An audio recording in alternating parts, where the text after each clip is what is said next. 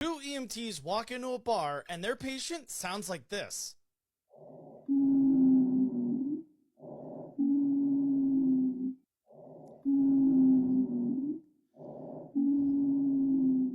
Now that is wheezing. Wheezing is the tightening, the constriction of those lung passageways. Most often, wheezing is an obstruction, a lower airway obstruction caused by mucus or inflammation of the bronchi and bronchioles. As that inflammation grows, those bronchi begin to constrict. It's the same concept as when you purse your lips like this to try and whistle a tune, right? You're creating a smaller diameter space so that air moving through is going to become a higher pitched whistle. And that is ultimately wheezing.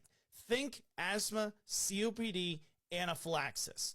Oxygenate your patient the best that you can to maintain saturations above 94%. Give bronchodilators like albuterol if your protocol allows, and make sure to continuously listen to lung sounds, evaluating for changes in pitch or presence of wheezing. What are the things that you guys always do with your asthmatic patient? Drop those in the comments below. Make sure to like and follow for more EMS content.